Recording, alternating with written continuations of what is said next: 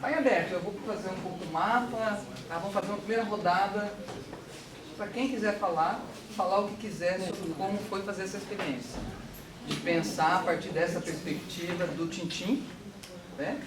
Contar para o outro, eu pensar um momento, um fragmento da minha semana e tentar construir uma narrativa para o outro a partir de uma perspectiva Tintim de contar e ver o mundo. Tá?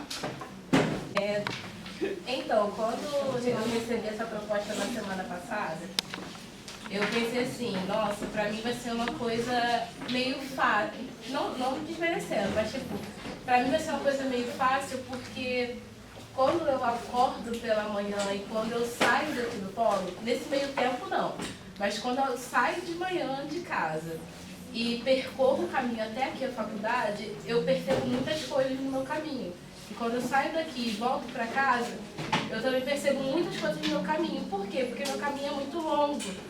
E é um caminho meio que de dois polos muito distintos da cidade. Eu moro no Lagomar, eu moro no Reino da Praia, na verdade, que é perto do Lagomar, e estudo aqui.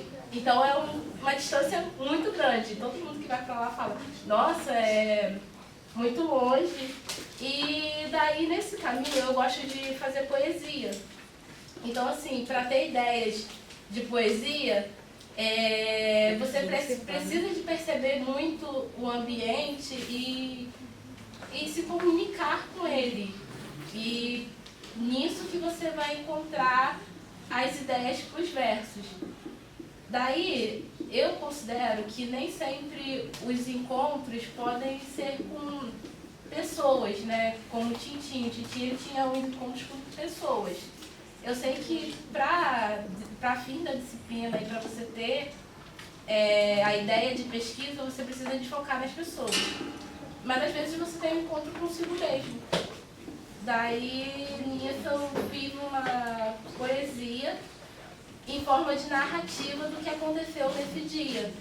Que foi um dia que eu tinha prova, era um dia meio complicado e esse dia estava chovendo muito, estava chuvoso e o polo às vezes alaga, né? Daí eu tive a ideia de fazer um poema sobre o que aconteceu. O título do poema é Continue Andando. Hoje amanheceu chovendo. Atrasada, esquentei o leite, mas não tomei o meu café. Calcei um dos meus tênis mais furados e disse, se eu molhar meus sapatos, eu desisto e tranco a faculdade. E não foi uma tarefa fácil. Saí às 6h20, corri para pegar os 6h30, andei, almocei, fiz provas e resumos. Exclamei na turma para todo mundo sobre meus sapatos, que de maneira nenhuma poderiam ser molhados. Então andei como um gato. E eu ousei escrever essa poesia ainda no ponto, voltando às 8h39, a 40 minutos da minha casa. Será que meu bairro hoje vai estar alagado? Mas de uma coisa eu sei, mesmo com os sapatos furados, andarei que nem um gato. Eu não vou trancar a disciplina, e nem vou molhar meus pés. Amanhã eu compro um tênis impermeável, amanhã eu me formo e pego esse diploma.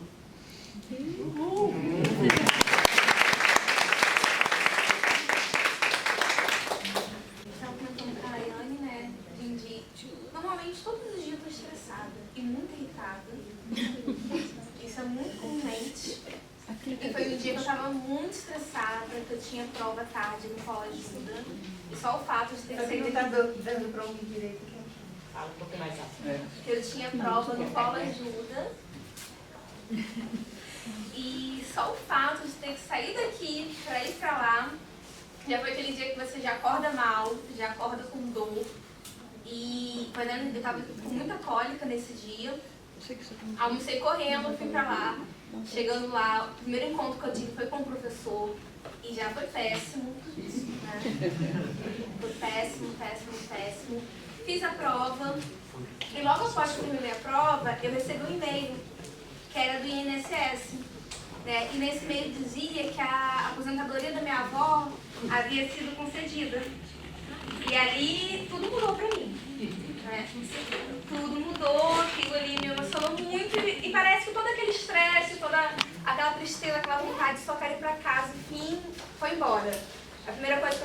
vou pegar o telefone e ligar pra ela. E aí liguei pra ela e só de escutar a voz dela e você ver a felicidade do próximo, a felicidade dela foi tão grande que aquilo se transmitiu pra mim. E aquilo melhorou meu dia, melhorou tudo. Tudo aquilo que eu via que eu arranjava um problema, que eu arranjava para reclamar, dali passou. Né? Dali eu comecei a ver, não, ainda há esperança de acontecerem coisas boas com pessoas boas, ainda há esperança na vida. Às vezes eu sei que para algumas pessoas isso pode ser um pouco de nada, algo muito comumente, mas eu acho que cada pessoa tem sua história, o seu relato, e às vezes pequenas atitudes, pequenas respostas mudam muita coisa na vida das pessoas. E eu sei o quanto isso mudou para ela e o quanto a felicidade dela foi tão grande, e ver ela feliz me deixou muito feliz. Então foi um dia que eu consegui ver que não, às vezes as pequenas coisas trazem muita felicidade pra gente, ver a felicidade do próximo pode agregar e nos fazer feliz. Então foi um dia muito especial pra mim. Priscila, sou enfermeira da ESF da Aroeira. Eu estava conversando aqui com o Luciano, né, que é meu colega ali da atenção básica, e conversando com o Gilmar, que é interno lá da unidade, que a gente tá sempre, todo dia eu vou pro posto, eu paro lá o carro no mesmo lugar e entro para trabalhar.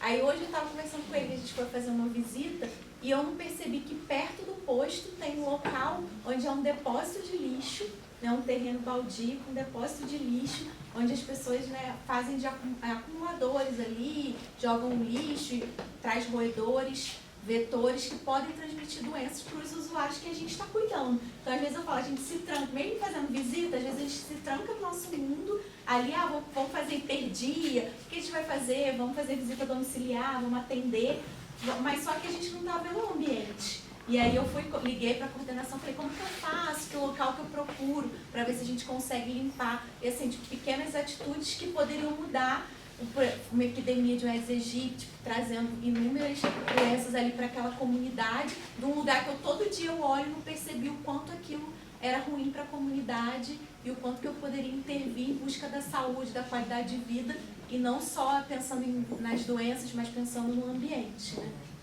Que é da minha área de Florence, já falava de ambiente, então faz toda a diferença no cuidado. Assim, o meu caso, assim, isso que a Priscila falou, a gente trabalha na atenção primária, eu trabalho no consultório na rua, assim, fatos marcantes aconteceram lá. Ele é o Luciano. Perdão, meu nome é Luciano, me perdoa. E assim, o fato de ambiente de trabalho que marcou bastante foi na minha chegada no consultório na rua, que a gente estava lá na área da Priscila, acho que a Priscila não tinha chegado ainda. E na abordagem, naquela busca da redução de danos, uma equipe lá, junto com o pessoal usuário e tal, a médica vira e fala assim, diminui com a cocaína e tenta ficar na maconha que tá bom. Então, gente, que lugar é esse? Tô no lugar errado, né? Pô, tá doido? Tô fora disso aqui. Meio estranho do dia a dia, do ambiente, da perspectiva de redução de danos. Aí, nesse mesmo tempo, um pouco mais à frente, no mesmo trabalho, a gente fez um vínculo numa casa cracolante e o rapaz que era proprietário lá da casa lá, ele chegou, a gente chegou, eu, uma médica, uma fono, aí ele veio, atendeu a gente, falou pra gente, eu estou atendendo vocês, eu tenho o maior respeito por vocês, mas enquanto eu estou conversando aqui no muro, o pessoal está usando a cocaína toda lá dentro. E se eu vou ficar conversando, eu não vou usar nada. Então vocês me dão licença, a médica deu um produto lá, tipo um rinossoro para ele limpar o nariz. Então, assim, vê que a redução de danos deu certo. Acho que o meu tintim é na atividade de trabalho, de quebrar barreiras, entendeu? De entender o próximo que está ali na frente. Eu acho que é mais isso aí. Eu vou continuar na redução de danos. Porque a gente até teve um encontro essa semana, né, Luciano? E é exatamente nesse encontro que eu vou falar. Eu sou da Coordenação de Políticas sobre Drogas e a promoção da Escola de Redução de Danos no município é nossa. Então, o meu cotidiano com isso é um cotidiano muito administrativo. De lista de presença, de confirmar professor, de receber aluno, de prover se vai ter café, que horas que o professor chega, se os alunos estão aí, qual é o conteúdo da semana que vem. A minha preocupação é sempre administrativa. E aí o tema dessa semana era expressões da sexualidade humana. E eu, nesse dia, já fui de aluna. E a gente só percebe depois, né? Eu fui com meu caderninho, minha caneta, sentei lá e fui de aluna. O Luciano começou, depois foi a Carol, estagiária dele, que já foi nossa aluna, né? Que conduziram o tema. E no decorrer, e eu fui de aluna porque uma coisa que sempre me intrigou, o desenvolvimento, o despertar da minha sexualidade sempre foi uma coisa tão natural para mim. E eu tinha amigos que sofreram tanto com isso, né? Sofreram por N razões, assim, por preconceito. E aí quando a gente para ali naquela conversa e a Carol começa a falar de todas as terminologias novas, porque eu sempre tive uma postura assim. Como eu vi que os meus amigos sofriam, eu tinha uma postura que eu chamava de ética, que era assim: a sexualidade do outro não é meu assunto, a menos que eu me interesse por ele. Era um assunto proibido para mim, era um tabu. E aí, quando a Carol traz toda essa especificidade que o cuidado requer lá no consultório LGBT, todos os caminhos que podem ir, e os acadêmicos da escola começam a conversar sobre isso, e eu comecei... Mas eu não sei o que é pansexual, mas você explica isso. E tinha gente mais velha do que eu na turma, né? Porque eu sou velha, mas tinha gente mais velha. E o pessoal não falava nada, e eu fiz essa quebrada. Em alguns momentos os alunos se aborreceram, assim, com não saber. E aí eu coloquei para eles assim: vocês precisam entender que cabe à juventude o decifrar desses códigos e trazer para nós.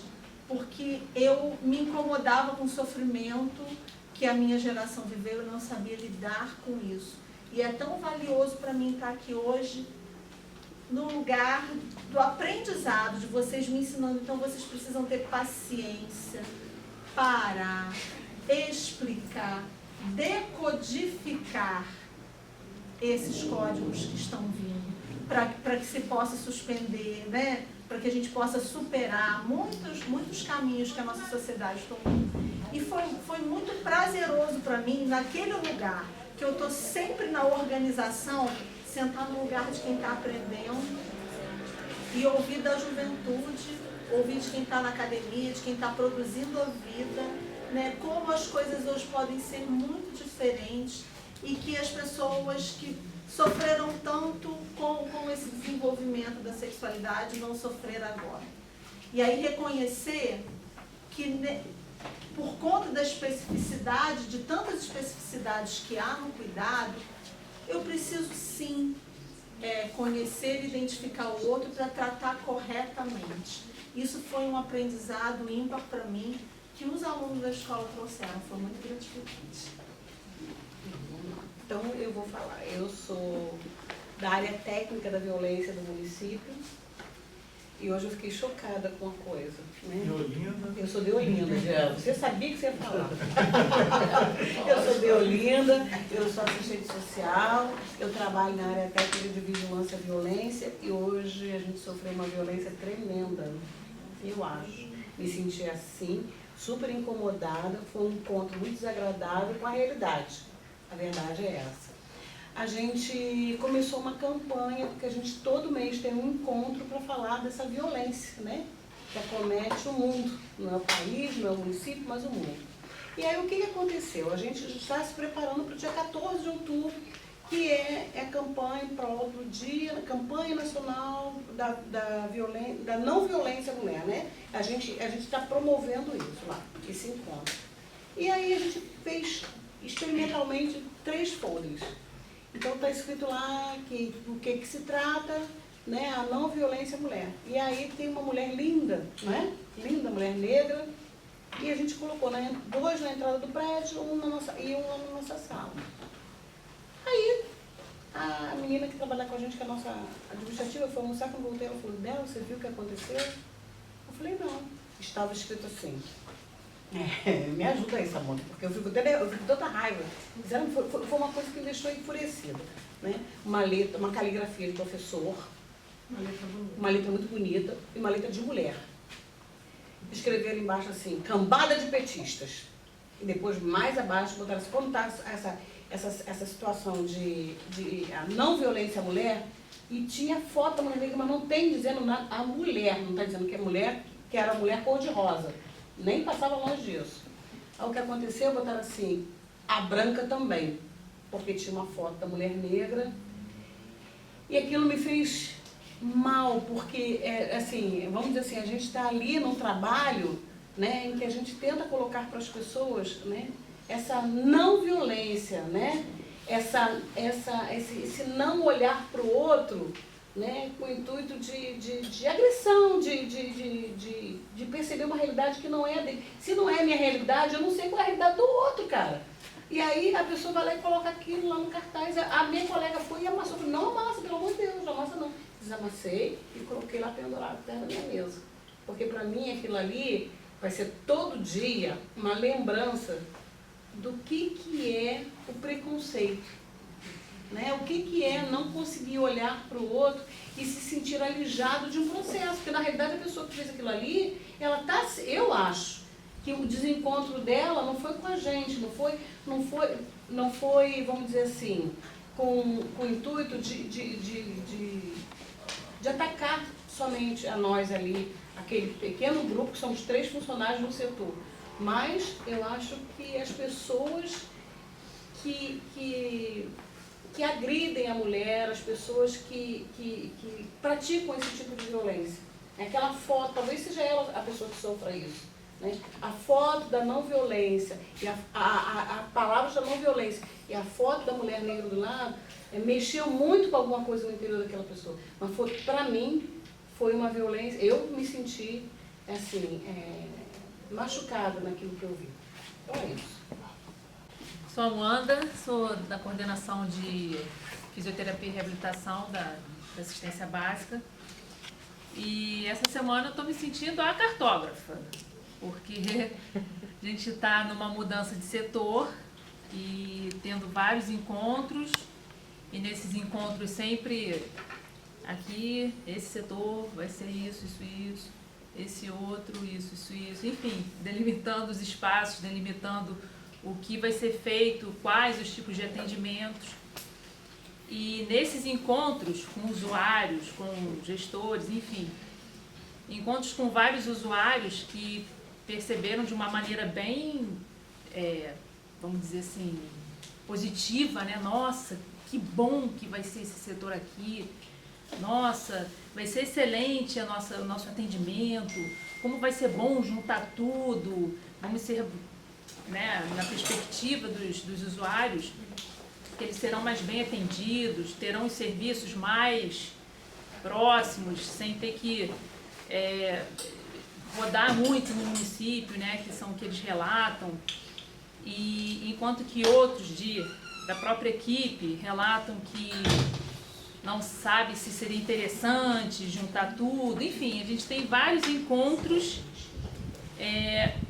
não sendo na mesma perspectiva, né, de uns acham que vai ser bom, outros acham que vai ser ruim, mas que o objetivo óbvio é sempre na melhoria do serviço para o usuário. Essa é a cabeça da gestão, né? E o que eu achei interessante foi dos próprios usuários falarem que vai ser muito bom, e outros falando que não seria muito bom juntar tudo, que teria que centralizar. Enfim, é a opinião dos usuários mesmo, que eu achei bem interessante também.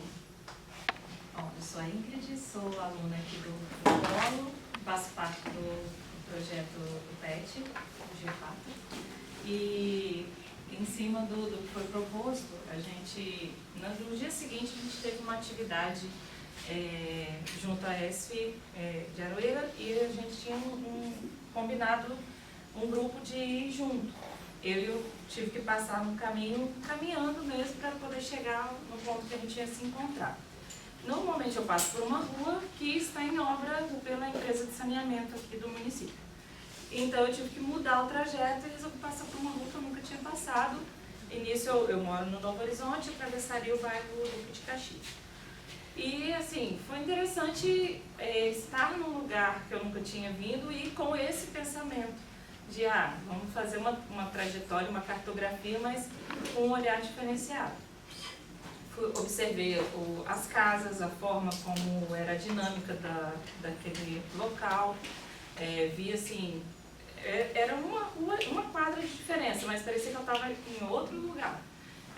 Uma parte, assim, eu vi que tem um sítio, eu passei já tantas vezes ali, nunca tinha percebido que tem um sítio ali no meio.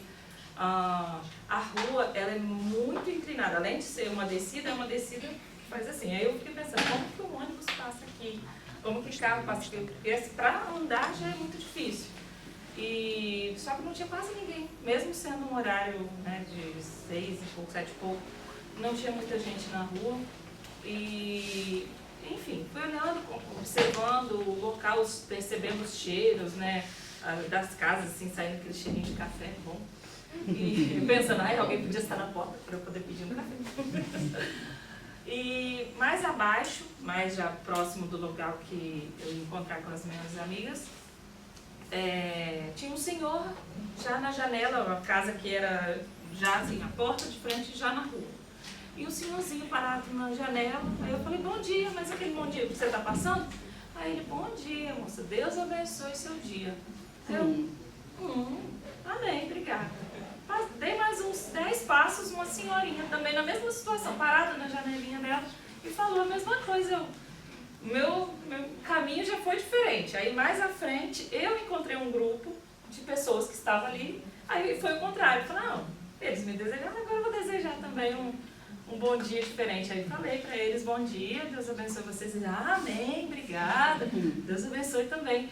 E dali para frente, assim, o dia foi interessante, a gente teve uma atividade muito boa, mas além do olhar do local, eu tive essa mudança. A gente passa por muita gente todo dia, mas ali foi um encontro assim, eles não precisavam me cumprimentar, mas tiveram esse gesto tão legal, tão carinho, que eu pude também retribuir. Então foi uma caminhada bem diferente, de ressignificação de algumas coisas. Então, eu sou Karina, eu sou fisioterapeuta, eu trabalho em 2 hospitais, no São João Batista, aqui em Macaé, e no HPM, né? E eu faço parte de alguns projetos aqui com a universidade, né, do PET, mas do outro grupo, né? Tem um projeto também junto com a professora de anatomia, que os alunos visitam o hospital já no primeiro período, né? Eu gosto de ensino, fiz mestrado, pretendo fazer, né, o doutorado e gosto muito de estudar, né? E aí, sobre encontros, né, eu assim, não pude vir nas 2 primeiras aulas, e sobre encontros, né, eu acho que o Tintin, ele me lembrou muito, assim, o Dalai Lama, né, o Tintin, ele já chega com aquela empatia, né, e em todo momento dos encontros que ele vai percorrendo, né, ele não está preocupado, lógico que ele é uma criança, né, e ele já chega com aquela empatia dele, né, tanto para o morador de rua, quanto para o trabalho no hospital, né, e a mãe vai deixando todo aquele percurso, né. E dentro da narrativa que eu fiz para a Daís, que é a psicóloga da gente lá, foi mais fácil narrar para ela, porque eu a conheço. Eu tenho um pouco de dificuldade para narrar, fico um pouco encabulada, assim, ainda mais com câmera, assim. Enfim, né, mas... sobre o encontro que eu tive ontem, foi dentro do próprio hospital de São João, já era o final do dia, a gente levando um paciente para o centro cirúrgico, um paciente mais grave, e aí no corredor foi abordada, vem na NEL. Eu falei, nossa, NEL, né? NEL sempre foi meu nó na garganta dentro da UFRJ. Minha professora me preparou para eu trabalhar com criança, com neonatal. No dia da prova eu não fui fazer, e aí no trabalho você tem que se deparar com algumas situações. Trabalho com adulto, mas eu tinha que ir na ANEL resolver uma questão de ventilação lá, né? Eu pensei, nossa, aquelas coisinhas miúdas, eu vou lá de novo, né? Já tinham me chamado uma vez, e aí eu fui. E eu me deparei com a situação da máquina, de ter que ventilar um bebê grave, tinha uma outra máquina, mas eles queriam operacionalizar uma outra que eu conhecia, tinha treinamento no outro hospital. Aí tentei colocar para funcionar, tirei algumas dúvidas com a enfermeira e ela mandou chamar a médica. Eu falei, bom, agora vai ficar ruim, né, o negócio. Porque às vezes o médico neonatologista ele é difícil e era essa a minha experiência. E a médica chegou numa simpatia, começou a debater e me falar sobre os parâmetros de criança e tal. E a gente chegou à conclusão que não ia usar aquela máquina. Porque não estava apropriado, não estava seguro, pegamos um pulmãozinho de teste, não estava legal. E usamos a máquina que estava na criança. Aí eu achei aquele encontro ótimo, né, surpreendente, né, tirou aquele trauma, assim, em relação à médica, e meu trauma em relação aos bebês, porque eu tive que ficar ali do lado daquele monte de bebezinhos graves, né, e aí eu tive que gerenciar aquela minha angústia, né, também. E foi um encontro muito prazeroso, né. Quando eu voltei, aí eu fui pro meu setor, que ia chegar a cirurgia cardíaca, mas eu fiquei incomodada com o aparelho, falei, eu vou voltar lá, vou fazer uns testes. Liguei para a fisioterapeuta da HPM, falei com ela, passa um áudio, fala como é que você ventila, me explica dessa máquina, tirei dúvidas com ela, voltei para lá para dentro. Aí estava só de enfermagem, eu falei, eu vou mexer aqui. Aí fiquei mexendo no aparelho, tentando fazer ele funcionar. Eu falei, não é possível, esse aparelho tem que funcionar, a gente tem que conseguir ventilar os bebezinhos com ele, um aparelho novo, moderno, bom, não é possível, né? Aí eu rodei o teste, o teste falhou e a máquina ficou inoperante. Avisei a médica, que veio com aquela mesma simpatia, ela trouxe parâmetros, trouxe coisas, debatemos, aquele encontro foi tão, assim, gratificante. Depois cheguei em casa, avisei a enfermeira, que ele tinha que chamar uma equipe técnica para operacionalizar melhor o aparelho, para ventilar os futuros bebês com palio. E aí foi muito bom, né, assim, foi surpreendente, foi muito bom, né, e eu acho que é isso, assim, acho que, e vendo narrando para ela, e eu antes de vir para cá assistir o videozinho do Tintim, eu vi que a gente tem que sempre tentando mudar isso ao longo da nossa vida profissional, não só profissional, nossa vida pessoal também. Sempre mudar as perspectivas, sempre prestando atenção nas outras coisas, né, nas outras pedras, né, em tudo, e sempre ter empatia, trabalhar em empatia, né. É isso. Posso falar? Vamos aproveitar que eu estou no São João Batista, a gente continua aqui no São João Batista. Lá no meio do hospital. Bem, eu sou da Isa, sou psicóloga do São João Batista.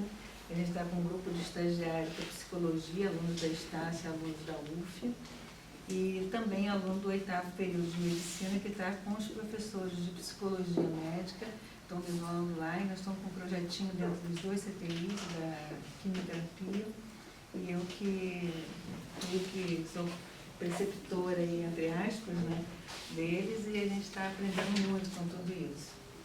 E atendo o hospital em todas as áreas do hospital. CTI, UTI neonatal, enfermarias, e particular, convênios, né? Tudo mais. Bem, a experiência que eu tive, essa semana foi uma semana assim, muito corrida para mim, minha mãe também adoecida, e foi uma semana meio difícil. Mas a experiência que eu tive, assim, que me marcou muito, foi ontem, foi na segunda-feira. Quando chego no hospital, eu sempre, no primeiro momento que eu entro, eu sempre tenho alguns pacientes já agendados, que são os pacientes da quimioterapia, que eles vêm para fazer quimioterapia. Aí, antes deles começarem a sessão de quimioterapia, eles vão se consultar comigo, fazem a sessão de terapia comigo, né? E aí eu já quando eu chego já tem gente na porta da minha sala aguardando, já vai entrando ali, eu atendo 1, 2, às vezes 3 pacientes antes de entrar para o hospital, para a demanda do hospital. Aí eu atendi o primeiro paciente, quando o primeiro paciente saiu, que o segundo já estava aguardando ali na porta, uma pessoa me abordou na porta da minha sala. E ali na porta nós ficamos conversando. Aí ficamos ali conversando nisso. Eu estou de frente, de frente da minha porta, tem um relógio de pontos, né, que passa os funcionários e marca o ponto ali. Aí eu estou de frente para o ponto e a pessoa conversando comigo, né, virada de frente para mim. Aí eu vi que nisso passou uma médica muito apressada, foi lá, bateu o ponto, o papelzinho caiu no chão, ela largou o papelzinho no chão, tal era a pressa que ela foi embora e o papelzinho ficou. E eu estou conversando com a pessoa ali, estou observando. Daí a pouquinho chegou uma funcionária simples, bateu o ponto calmamente, foi no chão, pegou o papelzinho da médica, juntou mais uns ciscos que estavam em volta da lixeira, foi dentro da lixeira e colocou. Aí eu estou ali conversando com a pessoa e estou observando a diferença de uma para a outra, né? A médica entrou afobadíssima, correndo num salto alto, e a outra chegou mansamente, fez a mesma coisa, bateu o ponto e tal ali. Aí eu estou ali conversando com a pessoa. Daí a pouquinho chegou uma pessoa, uma funcionária, ela esfregava o dedo na roupa, ia lá, botava o dedo, esfregava o dedo na roupa e botava o dedo. Aí xingou um palavrão bem alto. que deu pra gente ouvir ela xingando. Aí ela esfregava o dedo e foi lá, por fim, o ponto bateu e ela foi, a bolsa caindo, ela puxando a bolsa e toda nervosa, foi embora, assim, agitada. Diante da primeira pessoa, a segunda e a terceira, me causou, assim, um mal-estar. Sabe, ver aquela pessoa, assim, tão afobada, então foi porque tem um problema, não é possível, sabe, deve ter alguma coisa. Aí eu acabei de conversar com a pessoa que eu estava conversando, a pessoa saiu, o paciente entrou, atendi o paciente, mas aquela cena não me saiu da cabeça, entendeu? Aí eu fui atrás da funcionária. Aí cheguei lá no setor dela, ela não queria muito me dar atenção porque estava muito ocupada. Eu falei, não, mas vem cá, eu quero falar com você em particular. Eu chamei no corredor e no corredor eu fiz um atendimento de mais ou menos uns 20 minutos conversando com ela. Aí ali a gente conversou bastante, pena que eu não posso falar a conversa o que foi, mas foi assim de grande importância para ela, de parado por um momento na vida e ouvir uma outra pessoa, né, e poder ter outra pessoa para ela falar também. E hoje ela já foi lá para marcar uma consulta, já encaminhei ela para o médico, que é uma necessidade extrema de um atendimento médico, entendeu? Ela já está com a consulta dela marcada e foi para agendar comigo para as próximas consultas. Mas o que eu quero dizer aqui, que o Tintim tocou em mim, foi o seguinte: se eu tivesse visto essa pessoa em primeiro momento batendo cartão, eu acho que eu não teria corrido atrás dela. Porque o que me fez chamar a atenção foi a comparação que eu tive da primeira, da segunda e a terceira, entendeu? Foi onde me tocou que aquilo ficou para mim como, sabe, marcou uma diferença muito grande, né? Aí que eu me toquei na situação ali. Isso que eu achei que foi interessante, né? Entendeu? Foi um encontro assim que... Eu estava num encontro, que a pessoa me parou, né, para falar ali, que não era nem paciente, nada. Estava num encontro ali, e aí eu observei isso e foi um outro encontro, né? É isso aí.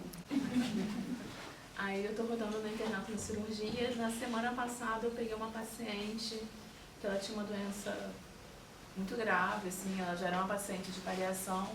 E essa semana eu tive uma outra paciente com a mesma doença e o mesmo prognóstico. E dentro dessas duas pacientes, assim, uma coisa que ficou muito clara para mim é que, apesar das doenças elas serem as mesmas, a forma como ela afeta a pessoa, ela é muito individual. Enquanto a primeira paciente, ela era uma paciente que você via que ela estava desesperançosa, estava muito afetada por conta do diagnóstico, a segunda paciente, ela conseguiu ressignificar o diagnóstico na vida dela a ponto da doença ser só mais uma coisa na vida dela e não ser a vida dela. E eu acho que isso foi, assim, muito diferente para mim, uma experiência muito importante dessa ressignificação. Porque tem um ditado que fala, né, que tudo que a gente dá atenção cresce. E realmente tudo que a gente dá atenção, se a gente fizer da doença, principalmente no caso como paliação, o nosso norteio, aquilo sempre vai afetar muito, mas se a gente conseguir ressignificar aquilo como uma coisa que você vai ter que passar pelo resto da sua vida, pelo resto como um obstáculo, como alguma coisa na sua vida, a doença ela fica menor e você começa a dar mais valor às outras coisas, assim, que são mais importantes. E como era muito perto, assim, foi diferenças de semanas, e é exatamente a mesma doença, a mesma liberação de metástases e tudo mais, assim, a forma como a outra paciente está encarando, talvez tenha feito para ela, reservado para ela um prognóstico um pouco melhor do que da outra, assim. Foi mais ou menos isso. Eu mapeei algumas coisas, né? Então, o que eu achei bem legal que vocês colocaram é que às vezes eu faço um deslocamento e percebo muitas coisas. Às vezes eu ando por lugares que eu ando sempre e não percebo as coisas. E que isso tem uma nuance que tem a ver com alguns detalhes, né? Da percepção e da construção do olhar, da atenção. Então apareceram algumas coisas. Então, existem histórias pequenas, então um caminho, né? Eu ando e posso produzir num caminho pequenas histórias. Eu posso experimentar no caminho encontros e que podem me provocar muita felicidade. Eu posso me sentir muito bem de perceber a felicidade do outro. e isso mudar o meu dia, então encontros que me modificam, que mudam o meu dia. Eu posso ter encontros que produzem muito estranhamento, muito desconforto, né? Eu posso acessar, a partir dessa forma de atenção, de estar aberto, lugares que eu não conheço, apesar de ser lugares que eu passo sempre, ou lugares que eu já conheço, mas que também tem muitas coisas que eu não conheço nesse mesmo lugar onde eu ando sempre. Apareceu muito, com muita frequência, essa questão do olhar do outro, uma perspectiva que o outro tem, entender de onde ele está olhando, aprender com esse olhar do outro, né? O outro me ajuda porque ele decodifica coisas que eu não consigo entender, ele me traz outros caminhos.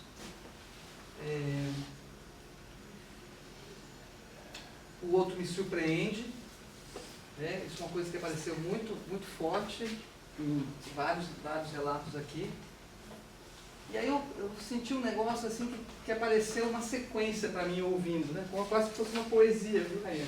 Tipo isso, então, prestar atenção às coisas, ver outras coisas, ver de outro jeito, se ver, se deixar de ser visto, abrir para ser surpreendida, perceber as diferenças. Que coisas que estão nesse campo de um olhar cartográfico, de um caminhar tintim, que andam por aqui, né? O tema do encontro com o outro permite a possibilidade de eu também encontrar comigo mesmo. Eu acho que essa é uma coisa que apareceu um questionamento, será que eu mudo? Muitas vezes eu me modifico nesse encontro, muitas vezes eu nem me permiti, agora eu posso pensar e tentar me permitir fazer e ver diferente, e produzir uma certa poesia do caminho, né? E aí eu separei 4 coisas que apareceram aqui, então, que eu achei que tem uma conexão, mas que meio que resume muitas coisas que estão lá. É que o caminho é mais do que perceber de uma forma visual as coisas, mas ele é o comunicar-se com ele, ter uma conexão com o que está acontecendo, deixar espaço para o que está acontecendo entrar no meu campo de percepção, no meu campo de afetação, ver outros territórios, às vezes no lugar onde eu acho que eu já conheço bem, e ver múltiplos territórios onde parece que só existe alguma coisa, uma coisa única. Aí meio que isso foi algumas palavras-chave que eu encontrei, né? E o tema do encontro com o outro, consigo mesmo, é uma questão central que vocês colocaram, várias pessoas falaram. Então, e que o encontro é uma coisa que precisa ser produzida, né? Olhar desse jeito, com essas características, é tentar construir a possibilidade de ver diferente, ouvir outras coisas, sentir outros cheiros, caminhar por outros lugares, um pouco esse, quando eu ouço o que vocês falaram, um pouco o recolhimento que eu fiz. Eu acho que tem algumas coisas que eu queria agregar, dando outros nomes, né, para a gente poder também montar um certo arcabouço conceitual, né, disso tudo. Eu acho que quando a gente fala produzir um encontro, a partir de várias coisas que vocês colocaram, é muito interessante em algumas das falas. Acho que as falas foram muito variadas e ao mesmo tempo muito ricas, né? Começando com eu não vou molhar o meu tênis, né? Algumas coisas que me afetaram, então aqui o meu tintim do relato, né? A violência no cartaz, né? São uma quantidade incríveis de experimentações. Então uma coisa que eu queria colocar é que produzir um encontro, de uma certa maneira, é transformar um acontecimento em uma experimentação. Eu acho que é importante reter isso, né? Então, essa ideia, ela envolve como que eu transformo um acontecimento em uma experimentação. Bom, tem vários relatos de vocês aqui tentando explorar isso. Por quê? Porque tem várias coisas que acontecem que não viram experimentações. Várias, não é? São várias situações que a gente está exposto todos os segundos do viver da gente e aquilo não vira uma produção efetiva do encontro. Então acho que esse é um elemento importante, né, dessa construção. De que maneira eu transformo um acontecimento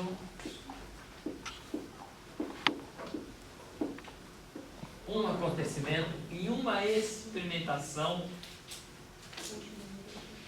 de intensa afetabilidade.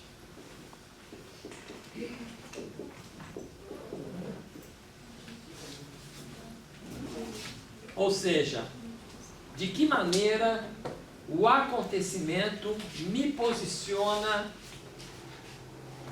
a todo um campo possível de percepção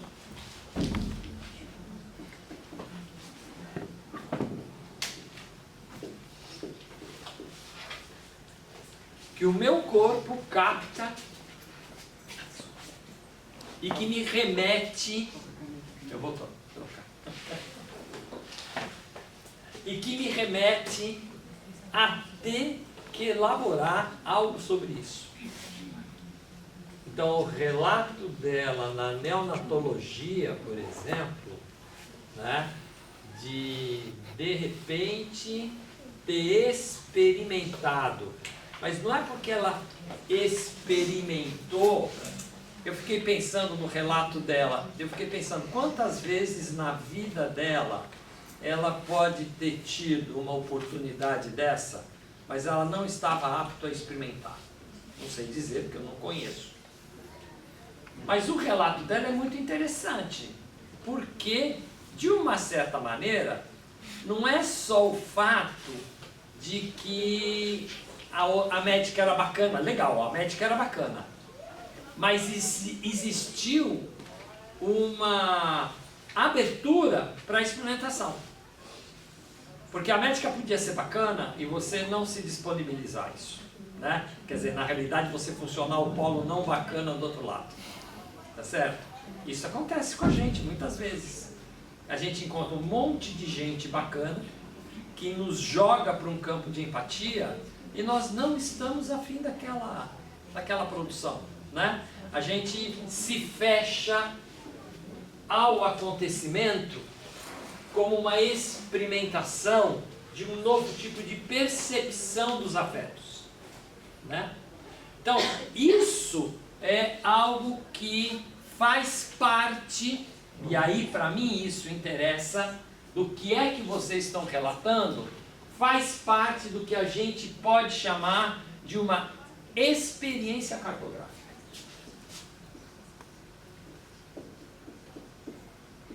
Porque eu acho que no fundo é isso que nós estamos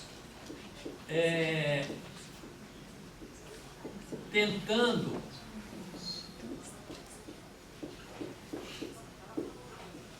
trabalhar esses dias aqui, né? Esses encontros nossos, que é a possibilidade, e aí eu achei bem legal, porque eu fiquei pensando assim, se nós fizéssemos isso no primeiro dia, ou seja, nós já estamos no terceiro encontro, né? Estamos no terceiro encontro, já tem vídeos que vocês já viram, já teve conversas, teve vídeos que, graças ao trabalho que está aqui, que não é visível, mas está aqui permanente, do Gilmar, que você vai lá e fica 1 hora podendo de novo vivenciar algo, né? A gente vem falando da possibilidade de produção de uma experiência cartográfica, né? E uma experiência cartográfica mais ou menos dizendo, isso acontece conosco a todo instante. E se a gente ficar atento a isso, nós ampliaremos a nossa própria experiência cartográfica. Ou seja, a experiência cartográfica não é só você construir uma situação de laboratório. A experiência cartográfica é uma experiência constitutiva nossa enquanto a própria produção da existência. A nossa produção da existência é uma experiência cartográfica. Às vezes a gente fica se perguntando como é que nós vamos nos constituindo como características tão singulares, né? Como é que você olha alguém depois de se conhecer bem alguém e você já tem em você a percepção de que aquela pessoa é única, de que aquele tipo de existência ela não vai estar completamente repetida em outra existência, que a outra existência vai ter as suas outras singularidades. A gente tem essa experimentação em nós, não? Certas intimidades de vidas dos outros em nós, que você tem certeza que aquela é uma experiência muito singular. E você pode procurar nos 7 bilhões de humanos e não encontrar aquela experiência jamais. Encontrar outras experiências. Isso quer dizer que a produção nossa, enquanto existentes, né? Enquanto uma construção de existências, ela é permanentemente uma experiência cartográfica.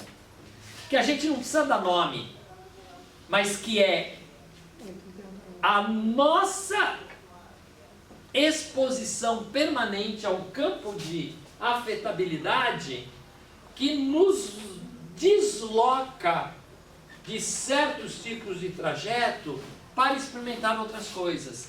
Então, por exemplo, quando a Bárbara narra, me afetou muito, porque é isso, me afetou muito ter percebido 2 tipos de existência. Uma na qual o sofrimento de um certo tipo de problema ocupa a vida dela inteira, e a outra na qual aquele tipo de sofrimento ela bota num canto, não é?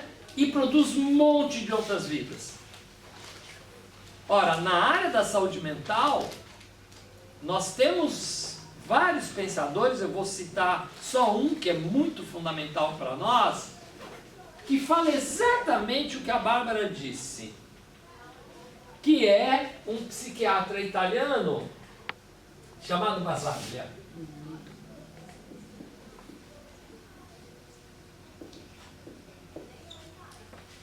Basaglia, dentro de toda a experiência dele de cuidado em saúde mental, apesar de ser psiquiatra, ele dizia: o que é que nós temos que produzir num encontro com outro no campo da saúde?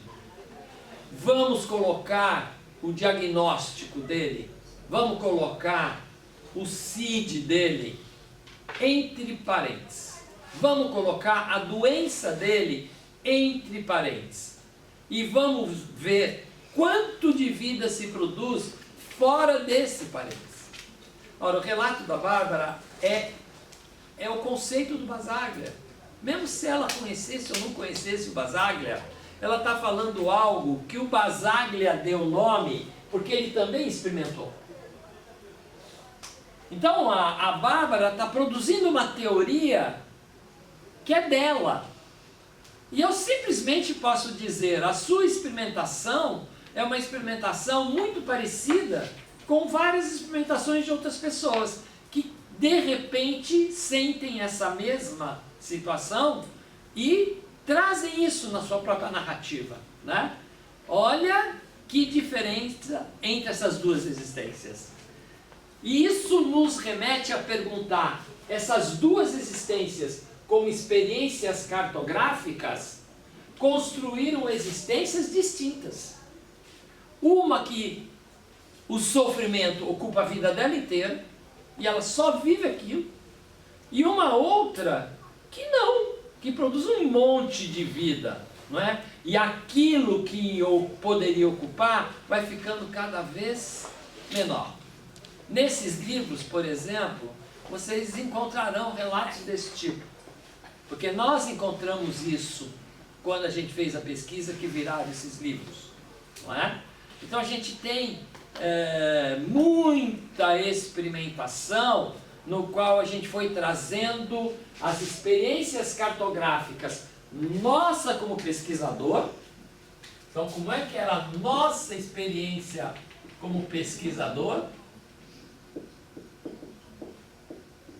E fomos dialogar com a experiência cartográfica das outras existências que são consideradas como aquelas existências que nós queríamos, né, trazer para a cena.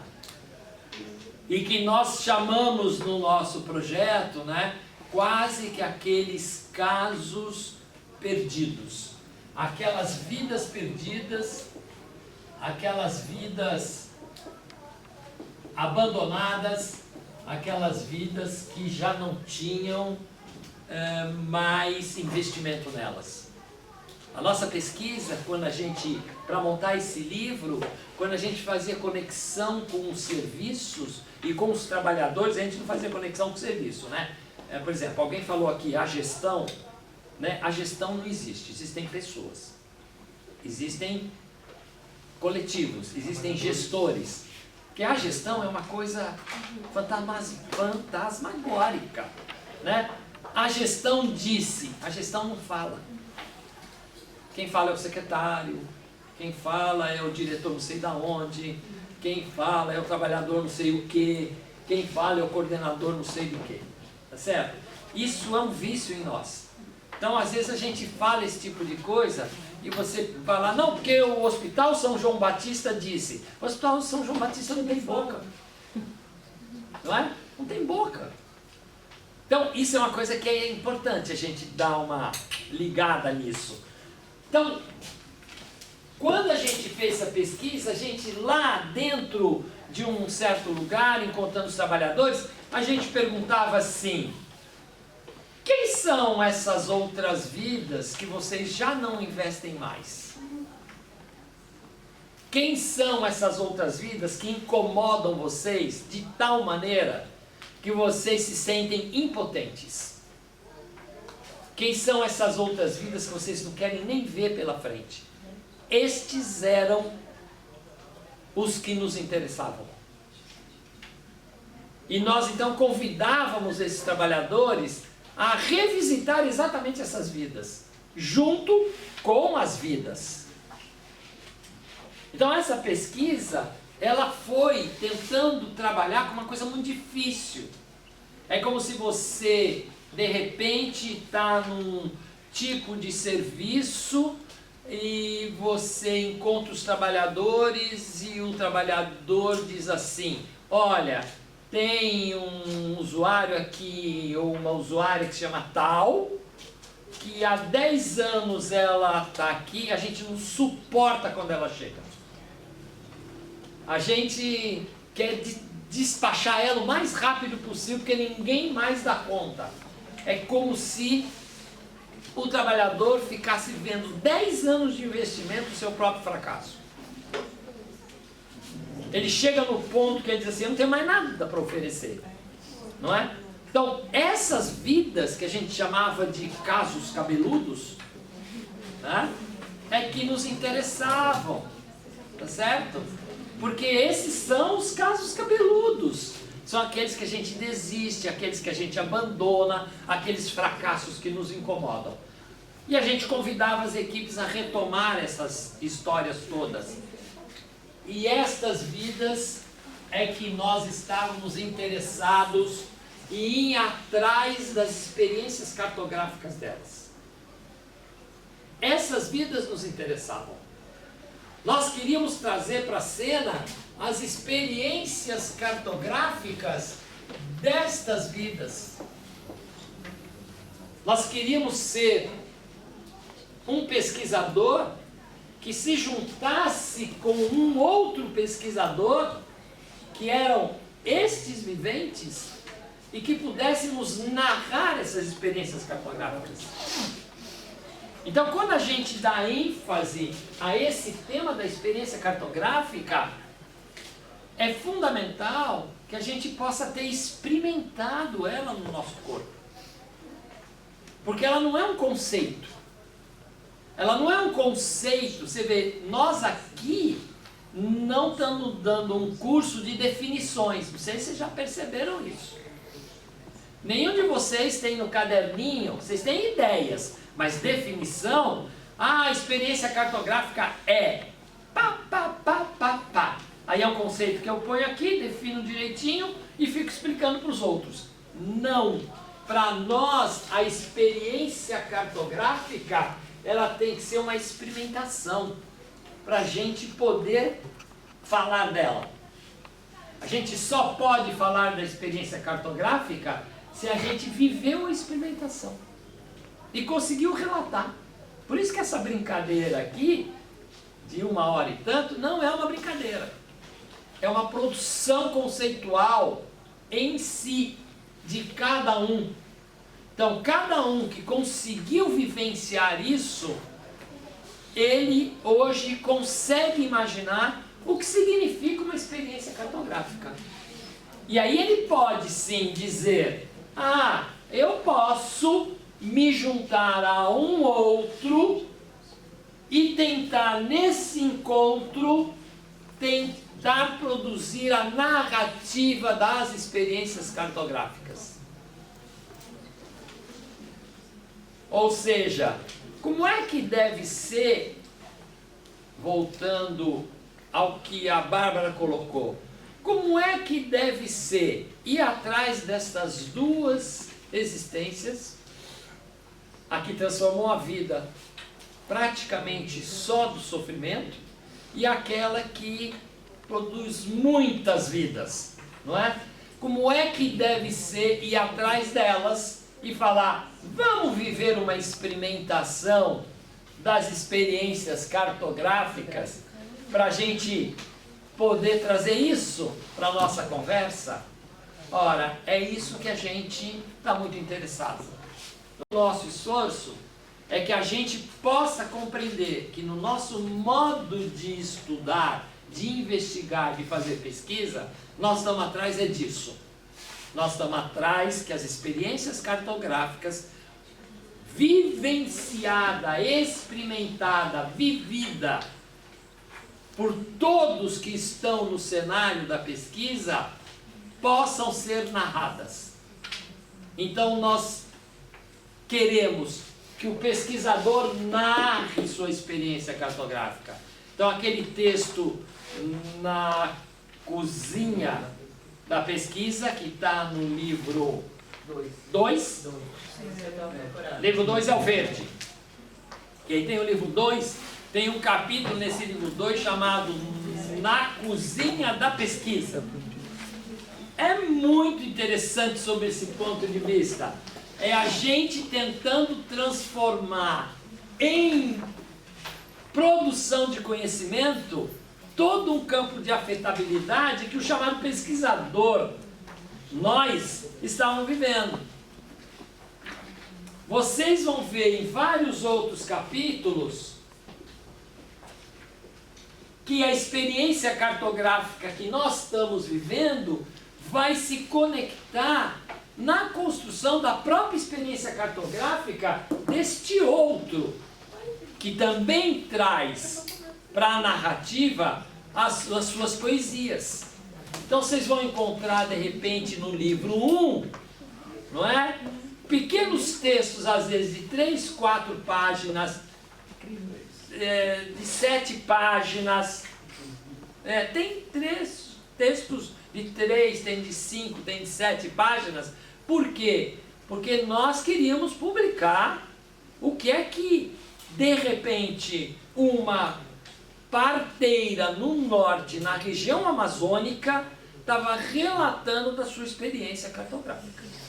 E ela conseguiu escrever, vamos supor, 5 páginas. Para nós isso já era uma riqueza gigantesca. Não é? Então, essa situação, para nós, ela é nuclear. E ela tem a ver com essa experimentação que veio sendo gerada, né, nesses encontros nossos até aqui agora.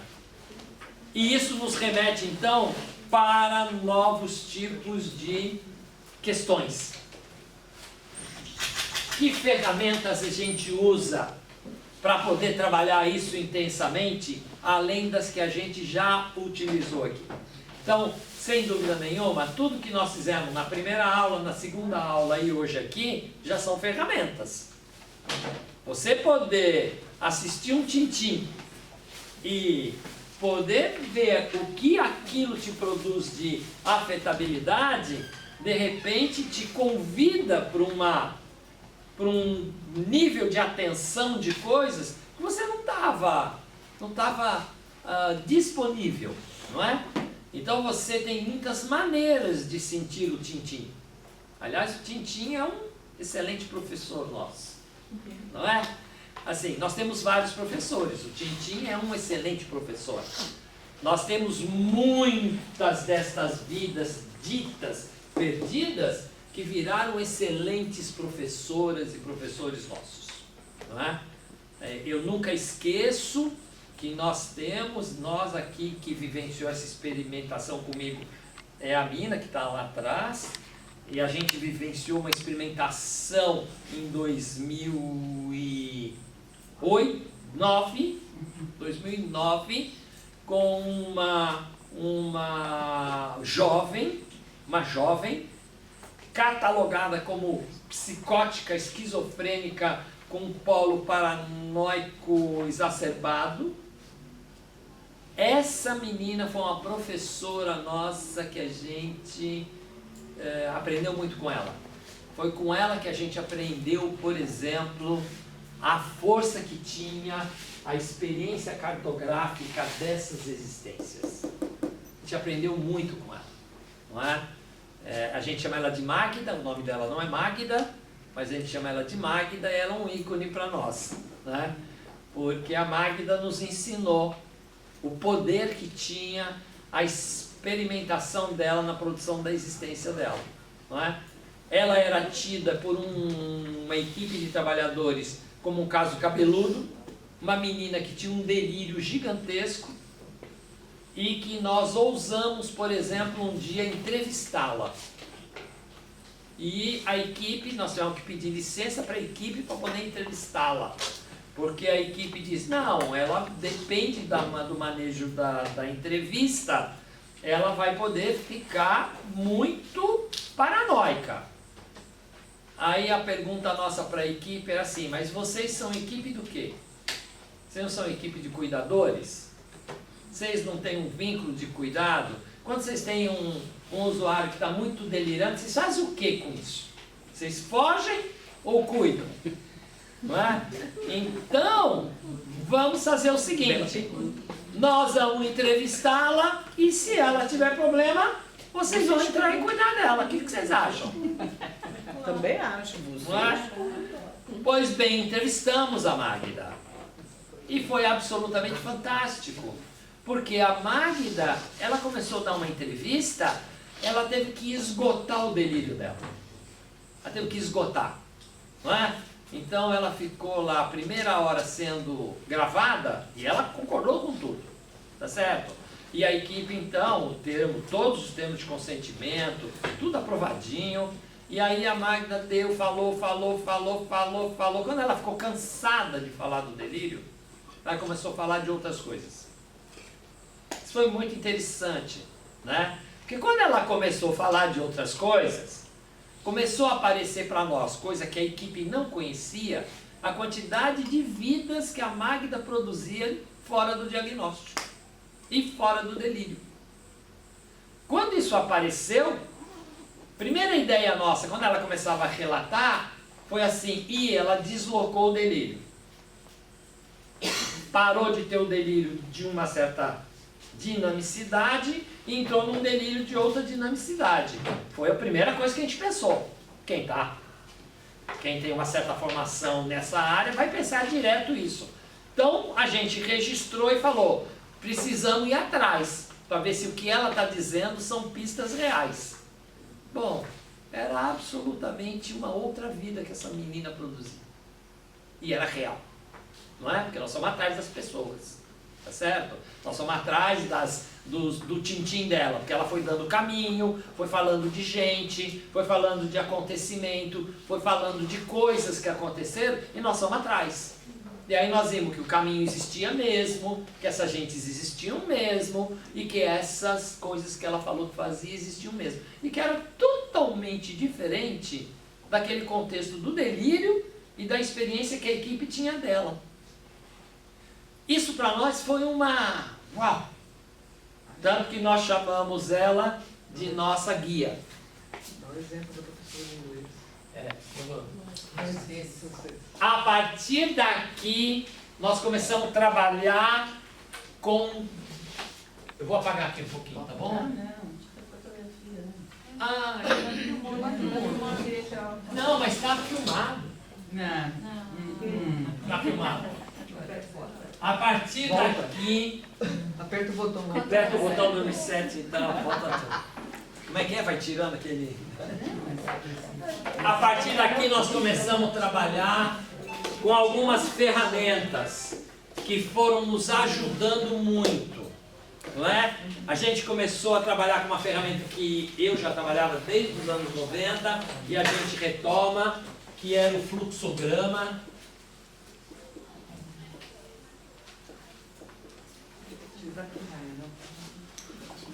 Eu vou nominar porque depois nós vamos oferecer essas coisas, tá? O fluxograma analisador. Aqui a gente começou a trabalhar com uma outra ferramenta que foi a Magda que nos ensinou, que a gente chama de usuário guia. Eu prefiro chamar de usuário cidadão guia. É o texto que a gente mandou. O texto da aula de hoje. Guia. Isso. Aqui a gente teve que discutir algo que é fundamental, que é a multiplicidade de fontes. A multiplicidade das fontes que nos permitiam descobrir experiências cartográficas que a gente não tinha noção que existiam. Aqui que remete a gente para discutir o tema das redes vivas e o tema do pesquisador em mundo.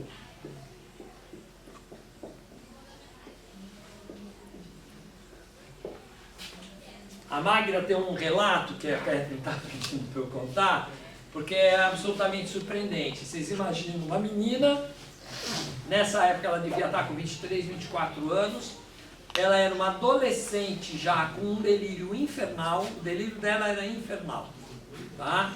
Então ela tinha um delírio de ser mãe de duas crianças, que uma delas ela matou no forno, botando no forno e acendendo o fogão. E ela entrava naquilo e aí ela ia um delírio que você percebia que ela entrava em sofrimento brutal. Isso daí dominava a equipe ficava totalmente dominada por esse relato dela, e a equipe ficava sempre presa a essa conversa dela, né?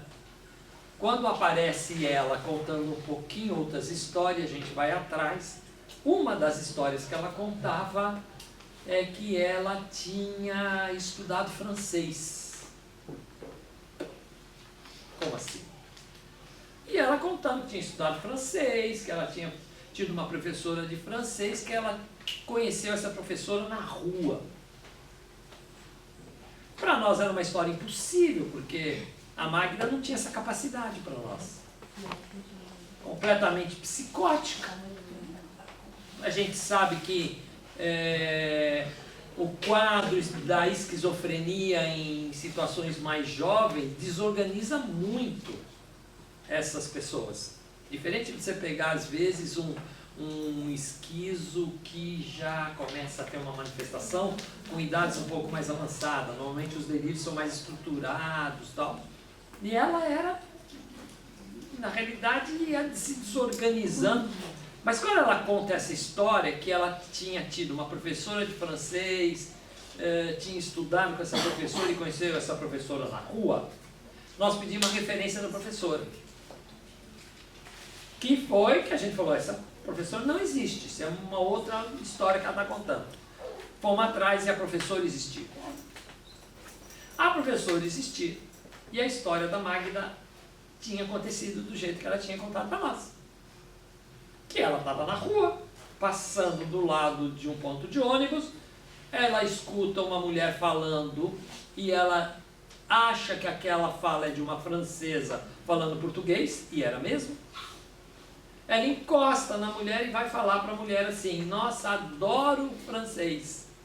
Aí a mulher começa a conversar com ela começa a conversar com a mulher, e a mulher era uma professora de francês, gosta dela, convida ela para ser aluna dela.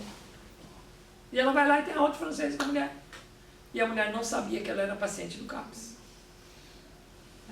Tudo bem? Muito bem. É isso, essa história é muito bacana. Tudo bem? Imagina a equipe que tinha anos com ela, não sabia nada disso. Não tinha percepção disso.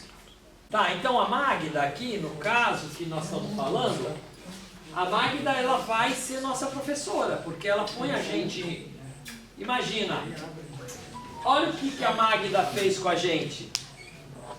A gente transformou o encontro com a Magda numa baita experimentação nossa. Ela mexeu com todo o nosso campo de percepção, num nível de afetabilidade brutal, e isso nos obrigou a construir outras narrativas, a produzir outros saberes, sair de não saberes para outros saberes, ou sair da prepotência de muito saber para reconhecer não saber. Isso a Magda arrasou com a gente, não é? E com a equipe, porque ela era uma vida perdida.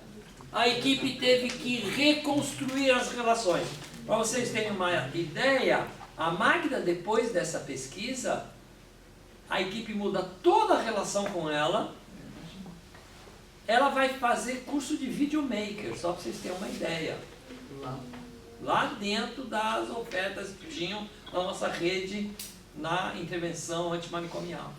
Ela vai fazer curso de videomaker, ela vai fazer curso de fotografia.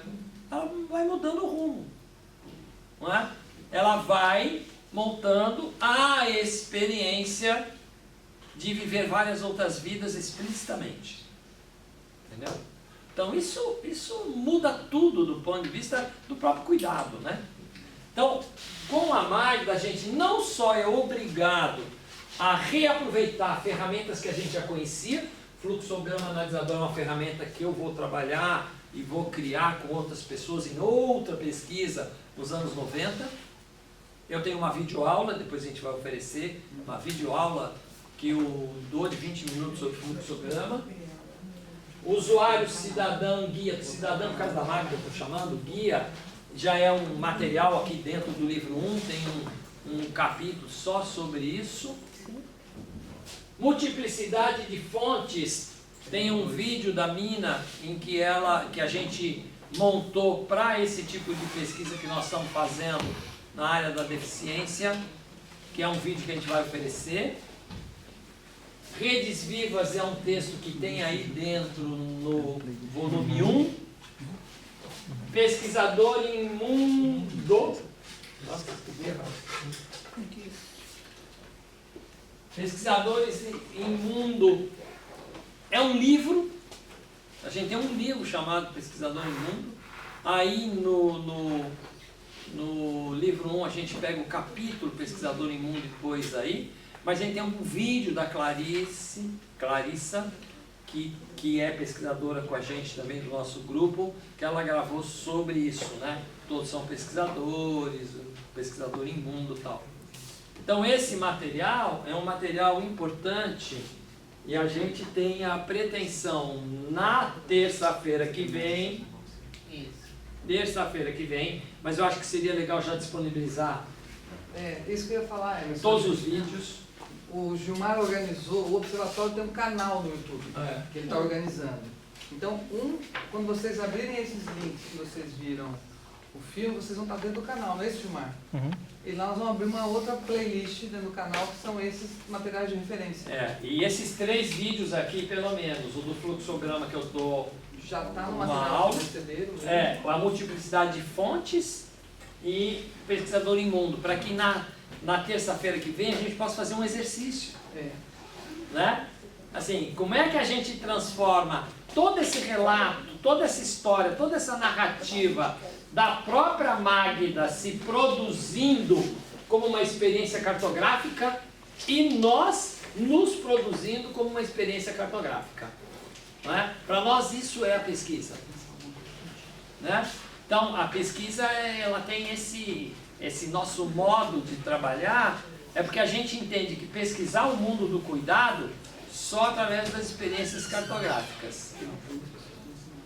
Porque as outras maneiras de pesquisar o cuidado, tudo bem, elas trazem um monte de informação e tal, mas elas nunca chegam naquele lugar substancial do cuidado, que é a transformação do acontecimento numa experimentação de novas possibilidades no campo da afetabilidade. Né? E isso, no campo do cuidado, é absolutamente fundamental. Porque a maneira como a gente produz a relação com o outro pode reforçar para o outro que só o que importa é o diagnóstico da doença dele. E ele vai viver aquilo.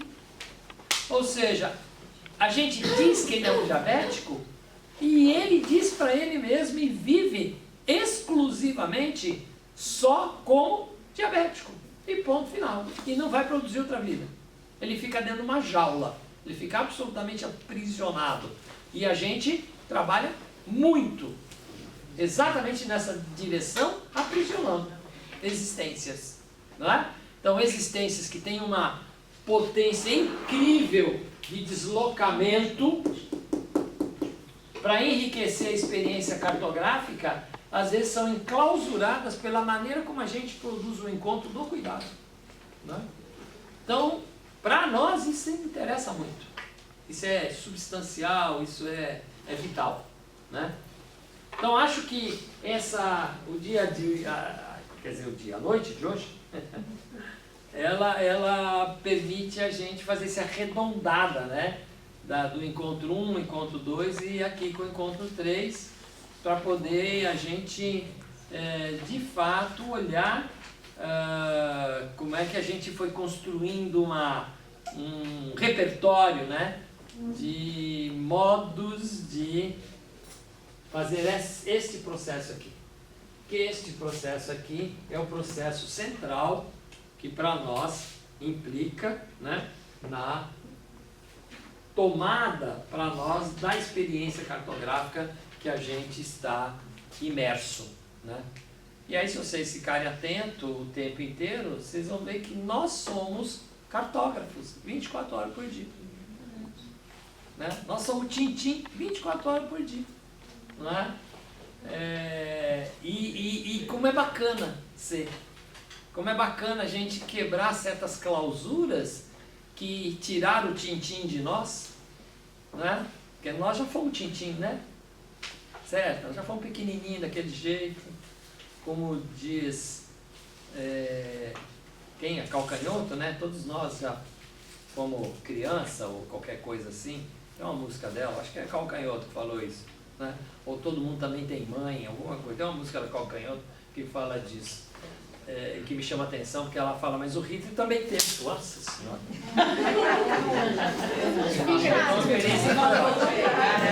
Essa é uma experiência cartográfica. Essa foi demais, lançamento de caneta. Foi já tem na Olimpíada, você viu? Lançamento de caneta. Para professor e professoras.